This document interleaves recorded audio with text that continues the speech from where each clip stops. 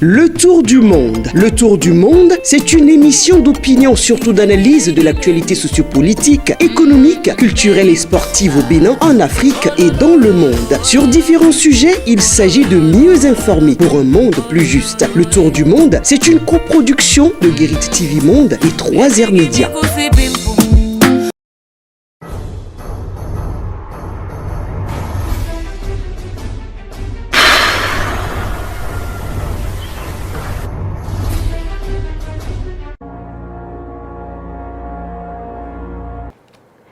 C'est un réel plaisir pour nous de vous savoir nombreux à nous suivre sur tout d'horizon. Bonjour et bienvenue.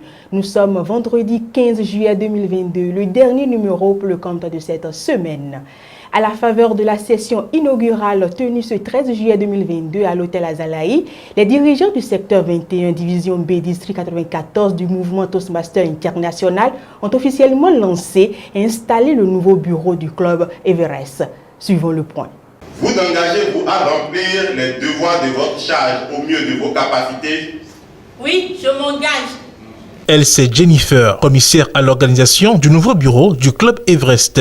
Voici Muriel. Oui, je m'engage. Pépin. Oui, je m'engage. Eloge. Oui, je m'y engage. Masmoud. Oui, je m'y engage. Karine. Oui, je m'y engage. Et Kyle, président de la mandature 2022-2023 de ce club. Oui, je m'y engage. Tous s'engagent à remplir les devoirs de leurs charges respectives au mieux de leurs capacités. Ils sont installés à la faveur de cette session de Toastmaster International. Après le port d'épinglettes au nouveau président du club Everest, il révèle à l'assistance le thème de la mandature dont il prend les rênes. Après la qualité, l'unité, la ferveur, l'éclat, l'élévation, la consolidation et la consécration, que reste-t-il pour continuer de gravir le mont Everest? Inscrire dans la durée ces formidables acquis des mandatures précédentes. C'est la raison pour laquelle j'ai choisi avec mon équipe de placer cette mandature sous le thème de la pérennisation. Et derrière ce mot se cache toute une vision. Pérennisation pour être encore plus à l'écoute de chaque membre afin de lui permettre de s'accomplir pleinement pour une formation de qualité et un accompagnement efficace de mentors. Pérennisation pour faire grandir davantage la famille Everest.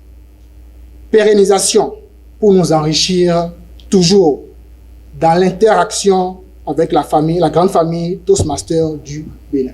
Pérennisation pour travailler à perpétuer la tradition d'excellence en toute convivialité qui caractérise Everest.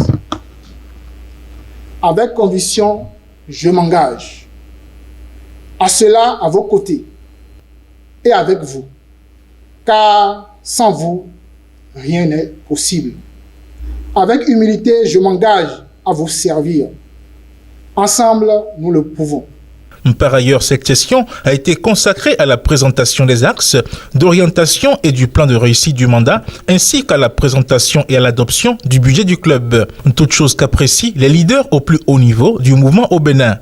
J'ai été très heureuse d'assister et de participer à la session inaugurale du club Everest ce soir. J'ai vu un président qui a une vision claire pour sa mandature, qu'il a placée sous le signe de la pérennisation. Nous leur souhaitons déjà beaucoup de courage, puisque l'exercice de leadership dont nous faisons l'apprentissage à Toastmasters est un exercice délicat, certes, mais l'environnement il est propice pour développer ses aptitudes afin de devenir de meilleures personnes. La solennité de l'événement n'a pas privé les participants des moments de convivialité chers à ce club.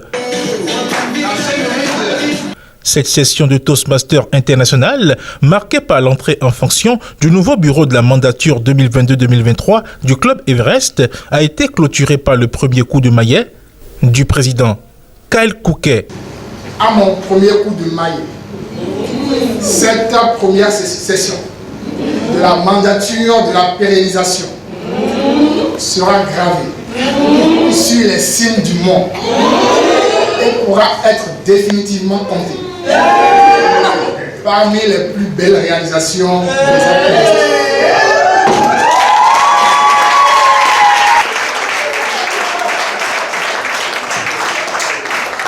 Autre élément dans ce bulletin d'information, la voie menant à Malek Bakpo est dans un état déplorable. Motocyclistes et riverains s'en plaignent dans cet élément réalisé par Charles Albandaoui, Alphonse Boton. Cette voie est très fréquentée et pourtant elle est impraticable. Longue de plusieurs kilomètres, elle traverse les communes de Porte-Novo et Avrancourt. Sur ce segment du quartier Ronsa, les motocyclistes ne peuvent se dépasser sans que l'un ne s'arrête. Ce geste s'impose en raison de la flaque de boue qui s'y trouve. La voie est difficile à pratiquer pour nous. Voilà pourquoi nous demandons au gouvernement de penser à son aménagement. Sur le même tronçon et en allant à Malek Bakpo, les motocyclistes n'affrontent que bosses et crevasses. La saison pluvieuse est venue empirer l'état de la voie. Bon, la voie là, ça qui dit à gendarme, directement ça va à Avrancourt. Ça mène sur le tronçon d'Agbe ou Misrete. Depuis nos ancêtres, on dit que c'est la voie à Fodegbe, la voie qui a été tracée par nos ancêtres. Et c'est avec les pieds qu'ils ont fait l'ouverture de la voie. Ouais, c'est pour ça qu'on appelle la voie à Fodegbe. Et jusqu'à présent, la voie est c'est une voie de 30. Problème grave. Cette voie nous fait vivre des misères. Quand on l'emprunte, le soir, on a des courbatures. Pendant la saison des pluies, elle se dégrade davantage. Si le gouvernement pouvait l'aménager, nos peines seraient soulagées.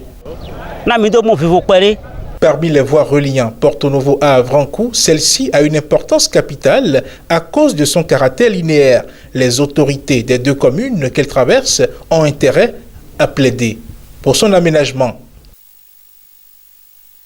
C'est avec ce reportage que nous refermons cette rubrique informative sur tout d'horizon. Sans transition, meurtre et assassinat au Bénin. Pourquoi cette recrudescence? C'est l'intitulé de la chronique de Mas Gaspard Adjamoussi. Meurtres et assassinats au Bénin. Pourquoi cette recrudescence? Ces derniers temps, des actes de violence meurtrière s'enregistrent et se multiplient dans les contrées de notre pays, le Bénin. Des actes de violence ignobles, parfois d'une rare cruauté, d'une rare barbarie qui consternent les populations, sèment la désolation dans les familles, mettent en émoi tout un peuple et en ébullition les réseaux sociaux. Deux de ces actes macabres ont particulièrement attiré les attentions les semaines dernières. Dans un premier temps, c'est une jeune dame qui a froidement tué par jalousie son mari. La scène macabre et surréaliste s'est déroulée dans la commune d'Abomey-Calavi. Elle s'est servie en effet d'une hache pour envoyer son mari de vie à trépas. Des sources concordantes et témoignages racontent que, soupçonnant son mari d'adultère ou de relations extra-conjugales et après une dispute pour se venger, la jeune dame a asséné à son mari en plein sommeil plusieurs coups de hache au niveau du cou. Le pauvre mari a succombé malheureusement au coup de hache de son épouse. Une épouse qui lui a fait 2 enfants et est enceinte d'un 3e. Après son forfait, elle s'est elle-même présentée au commissariat de Togba dans la commune d'Abomey-Calavi pour signaler son meurtre. Le deuxième fait est l'acte crapuleux et ignoble d'un homme qui a tué sa génitrice en lui assénant un coup de couteau. Des cas semblables sont légion et se déroulent désormais un peu partout dans notre pays. Est-ce une recrudescence de ces phénomènes sociaux ou juste l'avènement ou l'omniprésence des réseaux sociaux qui amplifient désormais ces faits? Mais quoi qu'on dise ou quoi qu'on pense, ne doit-on pas commencer par s'interroger sur un certain nombre d'aspects ou de situations qui pourraient être les causes directes ou indirectes de ces scènes de violence insoutenables et à la limite barbares? Quel type d'éducation en effet offre aujourd'hui la société aux enfants et aux jeunes? Quelles sont les valeurs qui sont véhiculées et qui façonnent aujourd'hui la jeunesse? Quels sont les types de modèles qui inspirent aujourd'hui les enfants et la jeunesse? Quels sont les types d'images que véhiculent les chaînes de télévision, surtout étrangères,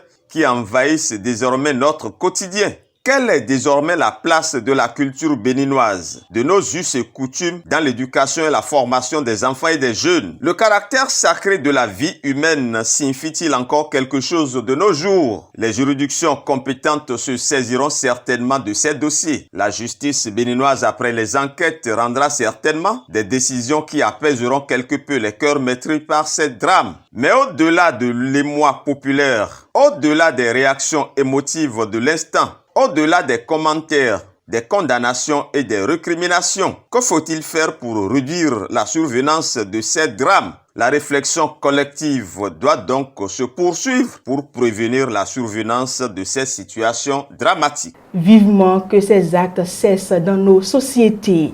Merci à vous, Mas Gaspard Adjamossi, pour cette chronique. C'est le moment pour nous de marquer une courte pause pour aller au service commercial. Envie de diffuser vos spots publicitaires pour impacter plus vos cibles? Chers annonceurs, votre télévision en ligne Guérit TV Monde vous propose des espaces sur ses meilleures émissions, à savoir Au téléphone, Tour d'horizon, Ça parle femme, la vraie version. Pour plus d'informations, contactez le service commercial au 00229 91 19 10 10. Guérit TV Monde, le leader de Web TV. Retour sur ce plateau, nous installons le forum de discussion avec Charles Alban Daoui. Charles Alban Daoui, bonjour. Bonjour Faouzia Sefo. Comment vous passez votre journée de vendredi? Je pense qu'elle se passe très bien.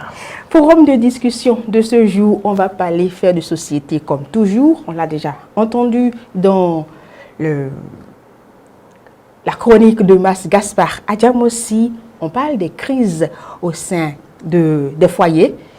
Et femme tue son mari ou le mari tue sa femme, Charles Alban Daoui. Que peut-on faire pour mieux gérer les crises au sein des couples? Femme tuée par son mari, mari tué par sa femme. Bon, comment faire pour gérer les crises au sein des couples? Vous savez, je ne suis pas un spécialiste en matière de gestion de crise de couple, c'est vrai. Mais pour ce que je vois, pour ce que je sais et pour ce que j'ai comme inspiration, je pense qu'il faut commencer à apprendre à gérer ces moments de colère. Parce que dans tout ce qui se passe, quand on raconte les faits, on se rend compte que voilà, il y a eu des moments où les uns et les autres se sont mis en colère, il y a eu dispute et après la dispute, voilà, il y a eu peut-être l'acte qui a conduit à la mort de l'autre conjoint, soit c'est le mari ou soit c'est la femme. Je pense qu'il faut commencer à gérer ces moments de colère. Il faut que dans la vie, dans l'hygiène de vie de chacun, on puisse penser à cela. Il est possible de travailler sur ces tempéraments. Il y en a qui sont très colériques, c'est leur nature, c'est vrai, mais il faut que dans leur mode de vie, ils finissent par comprendre que on peut travailler sur ce comportement-là, savoir prévenir ces réactions explosives et éviter que ça ne dégénère. Que ce soit l'homme, que ce soit la femme, je pense que ce qu'il y a à faire, c'est cela. Parce que la colère, comme le disait quelqu'un, un saint de l'Église catholique dont j'oublie le nom, il dit que la colère, c'est le commencement de la folie. Et quand ces actes arrivent, on s'exclame en disant mais il est fou, qu'est-ce qu'il a fait? Donc c'est ça. Donc la colère étant le commencement de la folie, il faut tout faire, il faut prendre des dispositions personnelles pour éviter que ces moments de folie-là ne débutent pour dégénérer par la suite avec des meurtres comme on a eu à le vivre ces temps-ci, notamment cette semaine avec le cas de cette dame qui a abattu son mari avec une hache. Charles Alban Daoui, c'est vrai, vous l'avez dit, vous n'êtes pas spécialiste, mais en tant que personne, comment pensez-vous qu'on peut ramener la paix dans un couple après une crise? Vous savez, la meilleure façon, c'est d'apprendre à gérer les crises au quotidien. D'apprendre à les gérer au moment où ça vient. Parce que souvent, quand on va faire l'histoire de ces couples, on va se rendre compte qu'il y a eu des frustrations accumulées sur le long terme. Et finalement, ça explose un beau matin. Et nous, on ne voit que la situation qui a conduit peut-être au meurtre. Derrière, il y a beaucoup de choses qui se sont passées. Donc, je pense que s'il y a quelque chose à faire, c'est déjà que les couples s'entendent pour gérer leurs problèmes. Quand un problème se pose, quand il y a une crise qui naît, il faut qu'ils s'entendent pour gérer ça, pour que de chaque côté, l'on sache que, voilà, il y a eu tel problème à un moment donné, mais on a géré. Mais aussi, ce qu'il faut dire, c'est que il est important qu'au sein du couple, on pense désormais qu'entre nous deux, là, on n'est pas en mesure de tout gérer. Il faut qu'on comprenne cela et qu'à un moment donné, qu'on puisse faire appel à des personnes qui ne sont pas au sein du couple pour peut-être arbitrer. Lorsqu'on le fait, ce n'est pas qu'on expose ces problèmes, non. Mais lorsque deux personnes sont en train de se disputer, il faut bien à un moment donné une troisième personne pour les recadrer. Et donc, il faut en arriver là s'il le faut. Il faut exposer le problème, il faut l'amener soit en famille, soit auprès de personnes proches du couple qui soient à même quand même de trouver une solution. Sinon, à force d'accumuler, ça finit par exploser un beau matin et c'est quelqu'un qui décède. Charles Mandaoui, forum de discussion de ce vendredi, c'est terminé. Un mot pour conclure? Oui, le mot c'est déjà ça, apprendre à régler les crises lorsqu'elles surviennent, ne pas les laisser perdurer pour ne pas avoir à gérer des cas de meurtre au sein des couples. Merci. C'est moi qui vous remercie. Restez avec moi. Quels que soient vos problèmes, prenez la peine de rire et de sourire. C'est ce que nous allons faire sur Tour d'Horizon tout à l'heure à travers la vidéo du jour. Mon vœu de rêve, c'est Ganvier. Ganvier, pour prendre l'eau, c'est gratuit. Poisson, je trouve ça gratuit. Il y a beaucoup de choses gratuites. À cause de la rupture, j'aime mon pays Ganvier. Et moi, ma vie de rêve, c'est le paradis. Hein. Le paradis parce que là-bas, il y a tout gratos. Hein? On n'a pas besoin de payer le loyer, l'électricité, l'eau. On mange gratos, on dort gratos, clim est gratos. Voilà. C'est comme on dit à Dubaï, tout est climatisé. Au ciel aussi, tout est climatisé. Hein? Tu manges ce que tu veux, comme tu veux, quand tu veux. Il n'y a pas de souci là-bas. Hein. Le plus important, c'est de tout faire boire là-bas. Mon pays de rêve, c'est Haïti. Mais actuellement, comme il y a tremblement de terre là-bas, chez eux, là-bas, comme ça, là, ce n'est plus Haïti. C'est Somalie. Mon pays de rêve maintenant. Et voilà, lui l'a dit, son pays de rêve, c'est la Somalie. Et vous, Charles Mandaoui? Mon pays de rêve, bon, écoutez, je dirais l'Afghanistan. Ah, d'accord. En tout cas... Et vous, quel est votre pays de rêve? Moi, mon pays de rêve, c'est le Bénin. Ah, okay. Bon, on est déjà au Bénin. On est déjà au Bénin. Vous ne pouvez plus rêver du Bénin. Je rêve déjà. Gardez toujours le sourire. C'est terminé pour aujourd'hui. Merci de nous avoir suivis. À très bientôt.